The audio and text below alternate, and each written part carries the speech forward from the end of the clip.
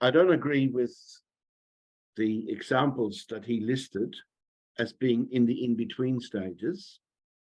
Like, I think crystals are definitely in the mineral kingdom, flowers are definitely in the plant kingdom, but that does not mean that there are not forms that you could say are sort of in the in-between stages, because the plant kingdom stretches from little creatures that are just a single cell all the way up to the mighty trees. And so obviously down the bottom of the scale, where you have creatures that are only one single little cell, like an algae, that is very, very close to the mineral kingdom. But because it has an etheric body, it belongs to the plant kingdom. And so there is a clear division. If there's an etheric body, yes, it's in the plant kingdom. If there is no etheric body, no, it's in the mineral kingdom. And just brief comment about the statements about crystal growing and flowers having sympathy and antipathy, and I don't think that is quite accurate. Crystals, the growth of crystals and the growth of a flower are fundamentally different.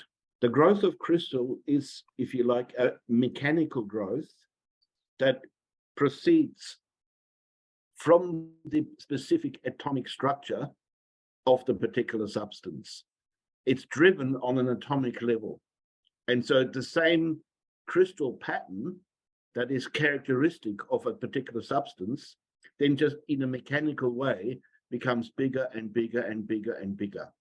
So in other words, it's the growth consists of the fact that I increase the matter quantitatively. The shape always is the same, but the quantity of matter that forms the shape just increases. We see, compare that with living growth that comes from having an etheric body.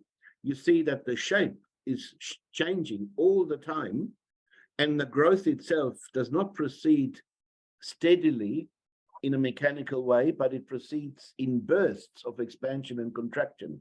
This living movement of changing form and growing through expansions and contractions is completely absent in the crystal.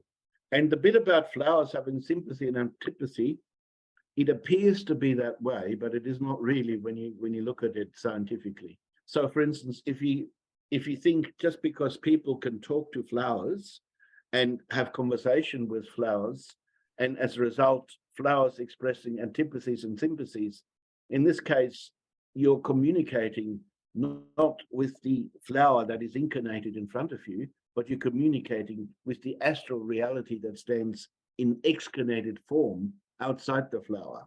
And so what is really that expression of the antipathy and the sympathy is the elemental beings around the flower and the astral groups of the flower, but not the flower that we see physically and that we touch, which is only a physical body impregnated with an etheric body. However, the flower will respond positively and negatively to whether the conditions are furthering the growth or inhibiting the growth. And so a flower that likes dry soil will thrive in dry soil, and that may appear as having a sympathy for dry soil. And another flower that thrives in moist soil better will thrive in its specific environment. But these are expressions of vitality. They're not expressions of sympathy and antipathy. And with the respect with the intelligence connected with animals, yes, of course, animals have a degree of intelligence. And there is a big scale from the lower animals to the higher animals. And obviously some animals are more intelligent than others, but what animals do not have is self-reflection. And so the intelligence that animals have is connected with their astral body. However, having said all of that, things are never black and white in reality. And there's always potential, what appear to be exceptions. And I think some exceptions, this is just my own personal interpretation and view, some exceptions seem to arise through the fact that animals that are in close proximity with human beings, inevitably animals that are domesticated and that are in close contact with human beings will grow much more quickly in their intelligence, even to the point where it almost appears as if they're a glimmering of self-consciousness, such as, for instance, that a dog will know when you cross, and it behaves almost as if he has a bad conscience. There is this series of books, Conversations with Nature Beings, that I've often mentioned. And in these books, that question did come up. And what they were saying is that animals that have a very, very close relationship to human beings, and particularly animals that are treated with love and are much loved by human beings, such an animal individuates more strongly, and to the point where after they die, they don't actually go back into the group soul. Their bodies are taken over by a higher elemental being. And sometimes, this is just, again, my personal pondering about these things.